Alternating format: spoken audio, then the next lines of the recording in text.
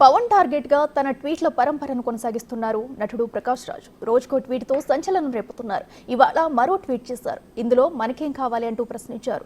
ప్రజల్లో భావోద్వేగాలను రెచ్చగొట్టి తద్వారా రాజకీయ లబ్ధిని సాధించడమా, లేక ప్రజల మనోభావాలు గాయపడకుండా పరిపాలన సంబంధమైన అవసరమైతే తీవ్రమైన చర్యలతో సున్నితంగా సమస్యను పరిష్కరించుకోవటమా అంటూ ప్రశ్నించారు. దానికి జస్ట్ ఆస్కింగ్ అని హ్యాష్ట్యాగ్ జోడించారు.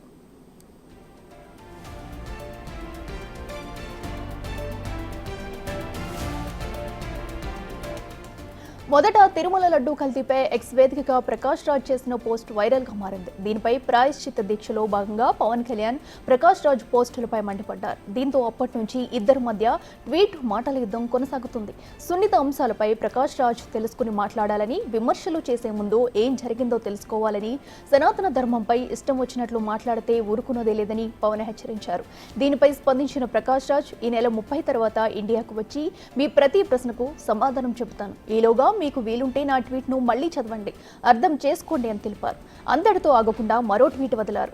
అందులో చేయని తప్పునకు సారీ చెప్పించుకోవడంలో ఆనందమేంటో జస్ట్ ఆస్కింగ్ అని మొన్న పోస్ట్ చేయగా, నిన్న గెలిచే ముందు ఒక అవతారం, గెలిచిన తర్వాత ఇంకో అవతారం, ఏంటి అవంతరం, ఎందుకే మనకి అయోమయం, ఏది నిజం అని మరో పోస్ట్ పెట్టారు. వీటిపై ఇప్పటి వరకు పవన్ కళ్యాణ్ స్పందించలేదు. ఈలోగా మళ్లీ తన ట్వీట్ల వార్ను కొనసాగిస్తున్నారు ప్రకాష్ రాజ్.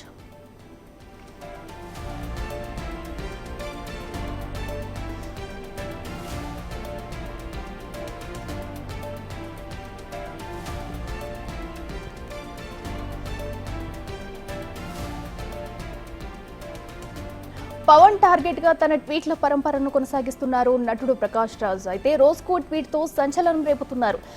ఈ నేపథ్యంలో ఇవాళ మరో ట్వీట్ చేశారు.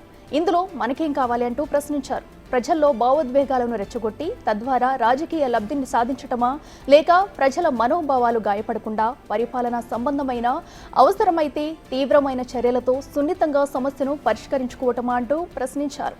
దానికి జస్ట్ ఆస్కింగ్ అని హ్యాష్ట్యాగ్ జోడించారు ప్రకాష్ రాజ్.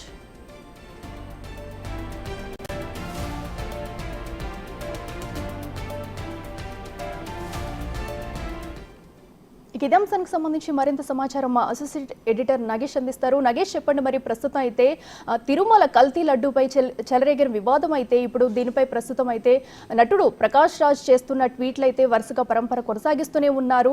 అయితే వీటిని ఎలా చూడాలంటారు?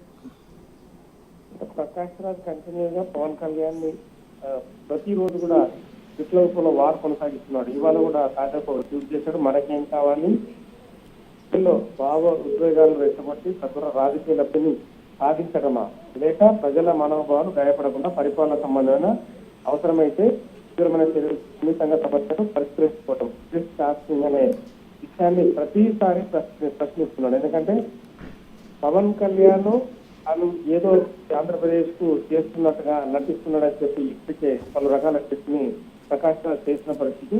పవన్ కళ్యాణ్ ని టార్గెట్ చేస్తూ కంటిన్యూగా ట్వీట్ల పరంపర కొనసాగిస్తున్న విషయాన్ని మనం గమనించాలి. అంటే పవన్ కళ్యాణ్ ఏం చెప్పదలుచుకున్నాడు అంటే, అతను ఆంధ్రప్రదేశ్ డిప్యూటీ సీఎం గా ఉన్నాడు, కానీ ఆ డిప్యూటీ సీఎం గా ఎవరైతే అసలు ఈ విషయాన్ని లడ్డూని ఇలా తయారు చేస్తారో వాళ్ళని అరెస్ట్ చేశారు. కానీ ఇలాంటి వ్యవహారాలను ఎందుకు రెచ్చగొట్టే వ్యవహారాలు ఎందుకంటే రెగ్యులర్ గా తీర్చు పెడుతున్నారు.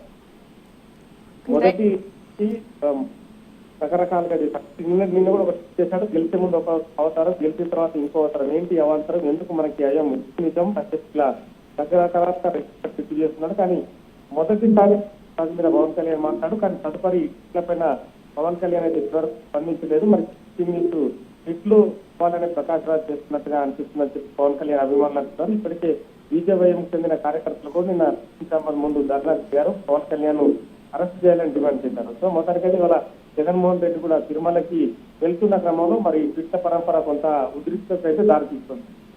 Right Nagesh, thank you.